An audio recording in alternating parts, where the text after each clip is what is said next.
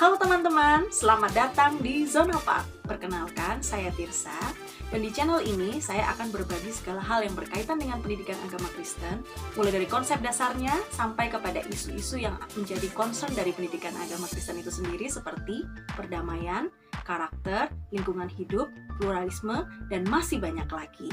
Penasaran kan? Jadi kalau teman-teman suka, kalau teman-teman tertarik, sebelum melanjutkan menonton video ini, jangan lupa like, comment, share, subscribe, dan tekan tanda lonceng untuk mendapatkan notifikasi lainnya. Pada video pertama ini, saya akan mulai dengan sebuah pertanyaan yang cukup aneh dan menggelitik. Bagaimana jika pendidikan agama Kristen atau PAK dan teologi dipisahkan? Beberapa di antara teman-teman mungkin ada yang senyum-senyum sendiri saat mendengar pertanyaan ini. Kalau iya, mungkin Anda termasuk orang yang sepemahaman dengan saya. Tetapi, mungkin banyak juga teman-teman di luar sana yang merasa, apa anehnya?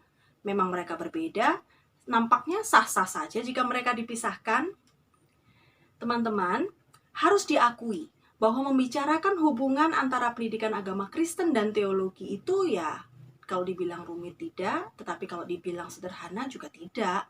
Saya lebih suka menyebutnya dengan istilah gampang-gampang susah. Apalagi semenjak PAK menjadi sebuah program studi yang terpisah dari teologi. Kesalahpahaman seringkali terjadi. Suatu ketika, saya pernah bertemu dengan seseorang yang berkata demikian kepada saya. Namanya Sekolah Tinggi Teologi. Tetapi kenapa PAK ikut nimbrung di sini? Kenapa kok tidak buat saja Sekolah Tinggi Pendidikan Agama Kristen sendiri? Lucu ya, tapi itu pernah benar dikatakan. Atau ada yang pernah bilang begini kepada saya, PAK itu ya di sekolah, kalau teologi itu ya di gereja. Saya yakin teman-teman mungkin pernah bertemu atau berjumpa dengan orang-orang yang berpikiran seperti itu. Saya tidak tahu apakah teman-teman menyadarinya atau tidak, tetapi menurut saya statement-statement yang seperti itu seolah menunjukkan bahwa ada sebuah tembok pemisah yang dibangun antara PAK dan teologi. Padahal, apakah benar seperti itu? Nah, untuk menjawab pertanyaan ini, mari kita lihat slide berikut ini. Teman-teman bisa mengarahkan pandangan teman-teman ke slide bagian tengah. Nah, itu adalah gambaran dari teologi bersama dengan bidang-bidang kajiannya. Ada biblika, sistematika, historika, dan praktika. Untuk biblika, sebagaimana yang kita ketahui bersama, ada beberapa pokok kajiannya yang tercakup di dalamnya, yaitu pembimbing atau pengantar PL dan PB, teologi PLPB, kemudian ada bahasa-bahasa Alkitab, dan sebagainya. Untuk sistematika, yang termasuk di dalamnya adalah doktrin-doktrin. Apakah itu doktrin Allah, Tritunggal, Roh Kudus, gereja, dan sebagainya. Kemudian historika, seperti namanya, historika berarti berisi tentang sejarah-sejarah. Apakah itu sejarah Alkitab, sejarah gereja, dan sebagainya. Dan yang terakhir adalah praktika. Nah, kalau praktika ini bermacam-macam. Ada homiletika, ada liturgika, ada pastoral, dan juga pendidikan agama Kristen. Dan juga masih banyak lagi. Nah, teman-teman, dengan hanya melihat gambar itu saja, saya yakin teman-teman sudah bisa menarik benang merahnya, bukan? Bagaimana kita bisa memisahkan PAK dari teologi, sementara PAK itu sendiri adalah bagian dari teologi. Jadi jika ada yang mengatakan, kenapa bisa ada prodi PAK di dalam Sekolah Tinggi Teologi? Ya karena PAK adalah salah satu bidang kajian dari teologi itu. Lantas mengapa kemudian PAK dimungkinkan menjadi program studi yang terpisah? Melihat bahwa setiap pembelajar tentu memiliki minat yang lebih spesifik terhadap bermacam-macam bidang kajian teologi ini, sebelum menjadi sebuah program studi, awalnya mereka menggunakan istilah konsentrasi untuk mewadahi minat-minat tersebut. Jadi saya percaya teman-teman tahu kan istilah ini, konsentrasi.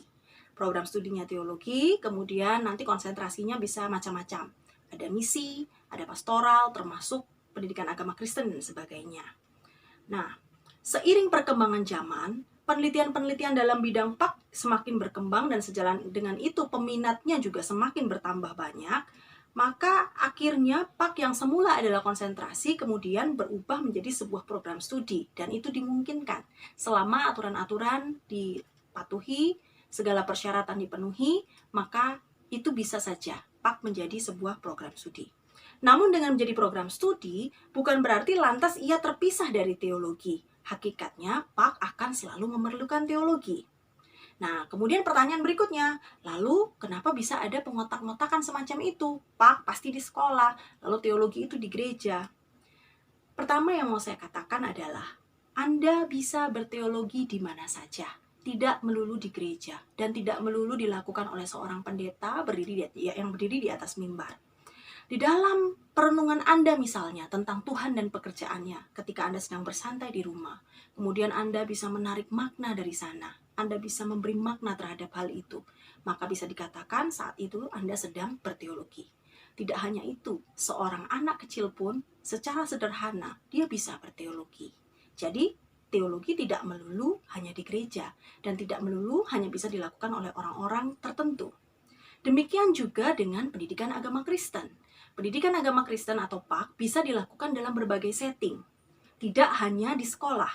Di dalam keluarga misalnya, ketika orang tua sedang melakukan suatu pembinaan rohani atau pembinaan iman terhadap anak-anaknya, itulah PAK. Di gereja, ketika guru sekolah minggu mengajar, itulah PAK. Ketika pendeta melakukan katekisasi, itulah PAK. Jadi PAK tidak melulu hanya di sekolah, dia bisa dilakukan dalam berbagai setting. Nah, teman-teman, adanya anggapan yang sempit bahwa teologi di gereja sementara PAK itu di sekolah bisa disebabkan karena ketidakmampuan mereka untuk membedakan PAK dan teologi sebagai suatu disiplin ilmu dengan PAK dan teologi sebagai subjek dari program studi yang kemudian akan menghasilkan profil lulusan tertentu. Apalagi sekarang kita sering menemukan program studi PAK berada di bawah naungan Fakultas Keguruan dan bukan Fakultas Teologi. Hal itu memperkuat bahwa mempelajari PAK akan menghasilkan guru-guru yang akan mengajar di sekolah dan kemudian kesimpulan terburu-buru tentang PAK itu hanya di sekolah langsung dikeluarkan. Teman-teman, seperti yang sudah saya kemukakan sebelumnya, hubungan PAK dan teologi ini tidak rumit tetapi juga tidak sederhana. Mengapa begitu? Karena ternyata PAK didasarkan pada banyak fondasi sehingga teologi bukan menjadi satu-satunya dasar.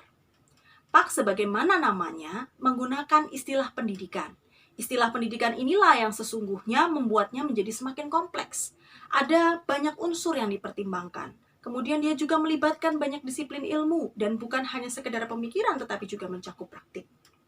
Itu sebabnya, menurut hemat saya, seorang pengajar PAK yang baik, dia akan selalu mendialogkan antara ilmu pendidikan yang dia punya dengan ilmu teologi itu sendiri.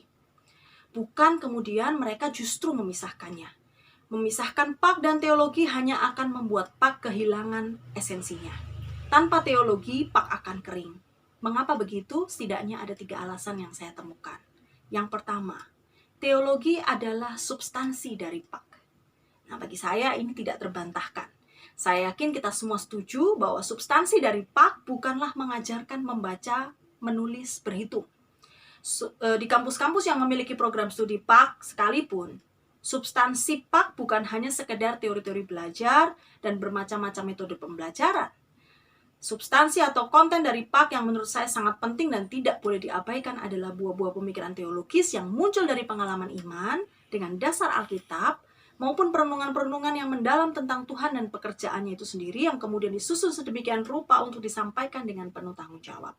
Dengan demikian, barulah ia akan sesuai dengan namanya, pendidikan agama Kristen. Jadi segala ajaran yang berkaitan dengan agama Kristen itulah isinya, termasuk teologi.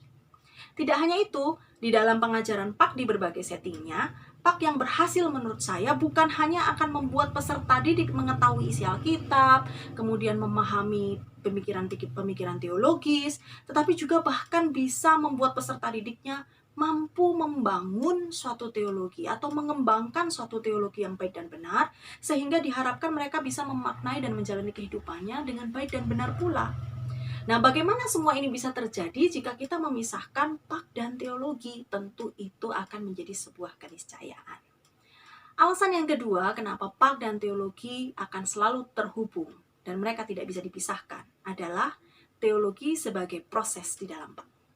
Teologi sebagai proses dalam PAK yang dimaksud di sini adalah bagaimana teologi menjadi semacam penunjuk arah bagi PAK untuk bergerak. Artinya, teologi ikut andil dalam menentukan kemana kita akan mengarahkan PAK kita.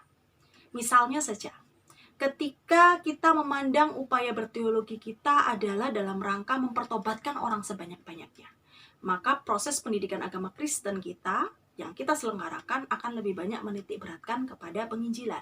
Kita akan mempersiapkan orang-orang untuk menjadi penginjil yang bisa mempertobatkan banyak orang. Contoh yang lain.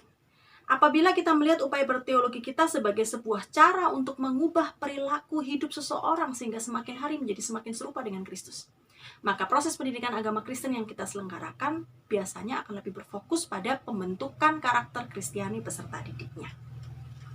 Nah, di dalam proses itu kemudian kita menentukan metode mana yang sesuai. Seringkali kita menjumpai bahwa PAK mengambil metode pendidikan secara umum untuk mencapai tujuannya. Ya, tentu itu sangat dimungkinkan dan itu tidak salah. Tetapi menurut saya harus tetap ada catatan. Hendaknya metode-metode yang dipilih juga mempertimbangkan aspek-aspek teologis yang ada.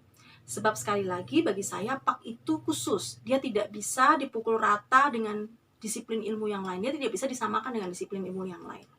PAK seharusnya juga memberi kesempatan kepada para pembelajarnya untuk mengalami perjumpaan spiritual dengan Tuhan.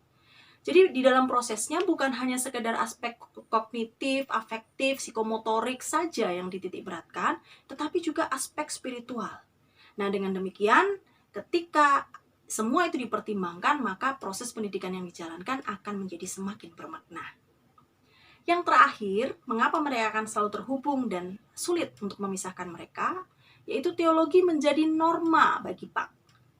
Teologi menjadi norma bagi PAK artinya bahwa teologi menentukan aturan main yang akan memberi batasan agar PAK tetap berjalan di dalam koridornya. Bukan justru kemudian dia menjadi non-Kristen atau menjadi non-teologis. Hal ini bukan semata-mata diberlakukan hanya pada kurikulum yang dibuat dan isi dari kurikulum itu, tetapi juga berarti bahwa teologi menjadi semacam alat filter bagi disiplin-disiplin ilmu lain yang juga ikut berkontribusi di dalam pendidikan agama Kristen. Kita melihat semuanya dalam ukuran apakah itu sudah sesuai dengan kaidah-kaidah iman Kristen kita atau tidak. Teman-teman, setelah Anda mendengar seluruh penjelasan saya tadi, dengan demikian kita bisa menyimpulkan bahwa PAK tanpa teologi bisa menjadi sesat. PAK tanpa teologi kehilangan maknanya. PAK tanpa teologi bukanlah PAK. Jadi, jangan pisahkan keduanya. Tetapi sebaliknya, keduanya harus terus berdialog sehingga upaya berteologi kita semakin bermakna dalam pendidikan agama Kristen yang kita selenggarakan. Sampai di sini dulu pembahasan kita. Jangan lupa like, comment, share, subscribe, dan tekan tanda lonceng untuk mendapatkan notifikasi lainnya. Sampai jumpa di video berikutnya. God bless.